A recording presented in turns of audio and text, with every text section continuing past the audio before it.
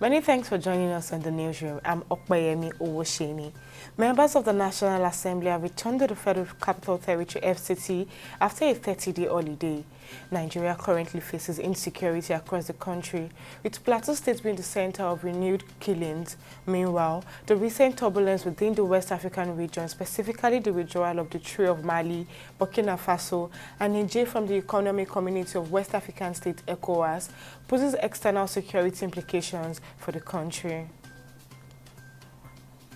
And at least 1,500 members of staff of the Central Bank of Nigeria will on Friday resume at its Lagos office following their redeployment from the headquarters.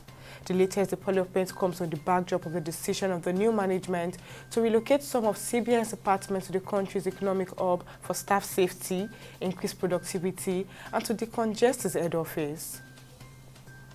And the Chief of the Air Staff, Air Marshal Hassan Abubakar, has asked the Independent National Electoral Commission (INEC) to pay its outstanding bill so as to allow the Air Force help to airlift materials for Saturday's by-elections. Abubakar made the demand during a visit to him in Abuja by the INEC chairman Mahmood Yakubu to seek the support of NAF ahead of the February 3rd rerun by-elections.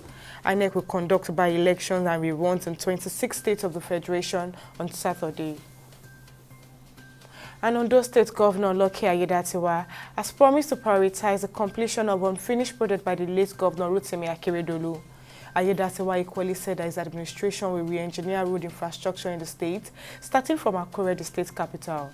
Speaking during the inspection of the site of the Oda road dualization, Aiyedatiwa underscored his commitment to fulfilling the late former Governor Rotimi Akeredolu's vision by prioritizing the completion of unfinished projects in the state. And on business, amid the continued foreign exchange crisis in Nigeria and the free fall of the naira, President Bola Ahmed Tinubu has moved crude oil sales revenue to the Central Bank of Nigeria from the Nigerian National Petroleum Company Limited (NNPCL) in sweeping reforms in the oil and gas sector. The governor of the CBN, Olayemi Cardoso, during a keynote address at the launch of the Nigerian Economic Summit Group 2024 Macroeconomic Outlook Report, said that the directive is part of collaborative efforts between the CBN and the Ministry of Finance. He said this coordinated efforts will greatly enhance the bank's foreign exchange flows and contribute positively to the accreditation of reserves.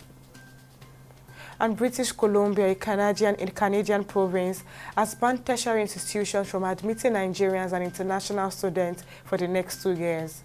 The Federal Immigration Minister, Mark Miller, disclosed this in a statement. According to him, the measure aims to decrease new student visa issuance by 35% for the current year as the province addresses exploitative practices within the system. And on sport, Senegal head coach Aliou Cissé has lamented that his team lost track after scoring an early goal against Ivory Coast during both teams' 2023 African Cup of Nations AFCON round of 16 goal against Ivory Coast on Monday. Goals from Habib Diallo and Frank Yannick Kessé ensured both teams played a 1-1 draw after 120 minutes. However, the Elephants won 5-1 penalty shootout to qualify for the last 8 in the game.